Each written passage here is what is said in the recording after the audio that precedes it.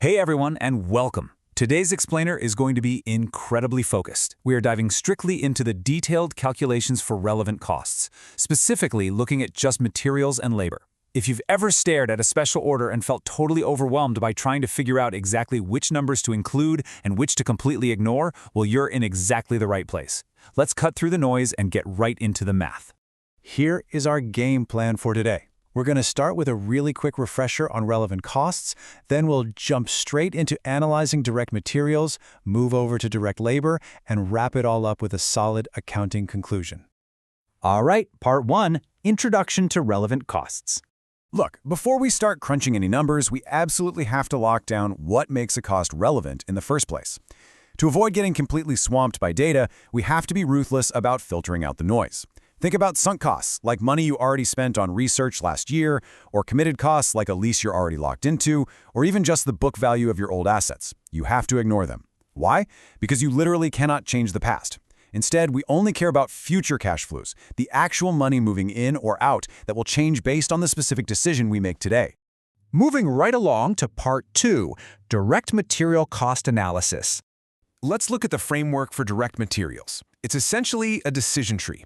Every single time you evaluate a new order, ask yourself, is the material we need currently in stock or is it out of stock? If it's out of stock, super simple. The relevant cost is just whatever the current purchase price is because, well, you have to go buy it.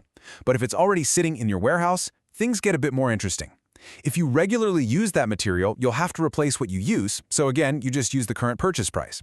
But if it's in stock and you weren't planning on replacing it, that's where opportunity cost kicks in. What are you actually giving up by using it? Are you losing out on scrap value? Are you stealing it from another profitable project? Whatever value you're losing, that is your true relevant cost. Before we apply this to a real scenario, here's a quick brain teaser for you. What about materials you've already ordered from a supplier at a set price, but you haven't actually paid the cash for them yet? Since the cash hasn't left your bank account, is it a future relevant cost? Well, think about our filter. You've already legally committed to that order. It's a committed cost tied to a past agreement. That means the original price of that order, completely irrelevant to your forward-looking decision today. Let's see how this actually plays out in a real-world setup. Meet BB Berhad. They just got a special order to build 10,000 units of a component called BZ10. To pull this off, they need materials A, B, and C. Right now, they've got 5,000 units of A and 3,000 units of B just sitting in stock. They also have 2,000 units of A already on order. Plus, they still need to go out and buy 2,000 units of material C. Let's calculate the true real-world relevant cost for each of these. Okay, let's break down material A. We need 7,000 units in total. We already have 5,000 in the warehouse, and the data says they have no other use except being sold as scrap for 25 cents each. Based on our decision tree, that lost scrap value is our opportunity cost. So, 5,000 units times RM 0.25 gives us RM $1,250. Now what about the remaining 2,000 units we need? Remember those 2,000 units we already ordered at the old price? Completely ignore them. Irrelevant. We have to use the current market replacement cost for those 2,000 units, which comes out to RM 5,000. Add the scrap value and the new purchase cost together, and boom, your total relevant cost for material A is $6,250. Next up, material B. We need 3,000 units. And hey, we have exactly 3,000 sitting right there in stock. The production manager confirms there's absolutely no other use for this stuff. So what's our opportunity cost here? It's just the net realizable value, what we'd get if we sold it right now. The math shows the current price minus disposal costs leaves us with a net value of RM 1,500. Honestly, we don't care at all what the company originally paid for it. We only care about the RM 1,500 in cash we are sacrificing by using it for this new order. So material B's relevant cost is exactly RM 1,500. Now, material C is where things get really interesting. It's a classic hidden cost. We need 2,000 units, but it is completely sold out in the market. Our only workaround is to substitute it with material D, which we're actually already using for another profitable job called Project Mega. If we steal material D from Project Mega, we are literally losing out on those profits. A unit of Mega gives us an RM10 contribution margin, and it takes 4 units of material D to make one. So if we take 2,000 units of D Divided by 4, we lose 500 units of Project Mega sales. 500 times that RM10 margin means we are giving up RM $5,000. That lost profit, that is the true relevant cost of Material C. So, let's tally it all up for this special order. We've got Material A at RM $6,250, Material B at RM $1,500, and Material C at RM $5,000. Add them up and we hit a final figure of RM $12,750. Notice how this entire calculation is strictly forward-looking. It's built 100% on actual future cash impacts and lost opportunities. If we just blindly used the original book values, our decision would have been way off. All right, that's materials. Let's dive into part 3, direct labor cost analysis. Just like materials, labor has its own set of rules. The absolute first thing you have to ask is, do we have spare capacity, or are our workers completely maxed out? If you have idle workers sitting around who are already on the payroll, your spare capacity relevant cost is 0. You're paying them anyway. But if your workers are at full capacity, you've got a tough choice. You either have to pay out extra cash for overtime or new hires, or you have to pull labor away from another product, which triggers that opportunity cost of lost profits we just talked about. So, keeping that rule in mind, what is your gut reaction to this?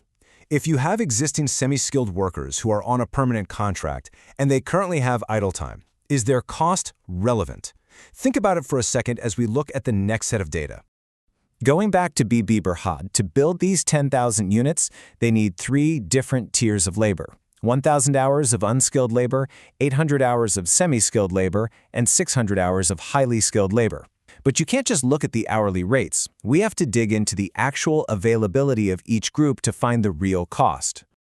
Starting with the unskilled guys, we need 1,000 hours. The notes tell us they are completely booked up right now, but they're willing to do overtime for a 50% premium. Since they are at full capacity, we absolutely have to pay extra cash out of pocket to get this done. So it's 1,000 hours times their base rate of RM5 times 150% to cover the overtime premium. That entire overtime payout is the future cash flow caused by this decision, making the relevant cost RM $7,500. Okay, remember that question I just asked you about the semi-skilled workers? Here is the answer. We need 800 hours from them. But they are part of the permanent workforce and currently have excess, idle time. Because the company pays them a fixed wage whether they're working on this new project or just sweeping the floors, using them creates absolutely 0 new cash outflows. So, for this specific decision, their relevant cost is a big, fat 0. They are an irrelevant sunk cost. And finally, the highly skilled labor. We need 600 hours, but these folks are totally maxed out making a product called Zeep. To get our special order done, we have to pull them off the Zeep line. That means, you guessed it, opportunity cost. Product Zeep takes 3 skilled hours to make and gives us a contribution margin of RM35. By grabbing 600 hours divided by 3, we are losing out on 200 units of Zeep. 200 units times that RM35 margin equals RM $7,000. That lost profit is the true relevant cost for our skilled workers. Let's put the labor puzzle together. We've got our unskilled overtime costing us RM $7,500. Our permanent semi-skilled workers costing us RM 0 in extra cash, and our skilled labor costing us RM $7,000 in lost opportunities. By strictly applying the framework, we filtered out the irrelevant data and landed on a total relevant labor cost of RM $14,500. Bringing us to part 4, our accounting conclusion. Let's lock all of this in. Here are the 5 golden rules you absolutely need to walk away with today. Number 1. Completely ignore sunk and past costs. Just block them out. 2. For materials in stock, look for the opportunity cost, like lost scrap value. 3. For materials out of stock, just use the future purchase price. 4. Spare labor capacity equals 0 relevant cost. And 5. Full capacity labor forces force you to calculate either the extra overtime cash or the opportunity cost of what you're giving up.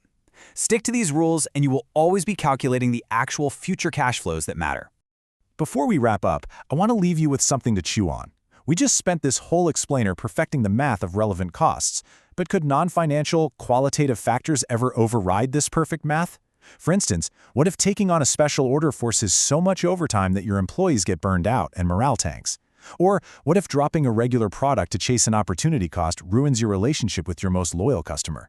The math is absolutely your foundation for sure, but the true art of business is balancing those numbers with human reality.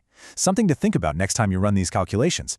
Thanks for hanging out with me for this explainer, and I'll catch you next time. Keep learning.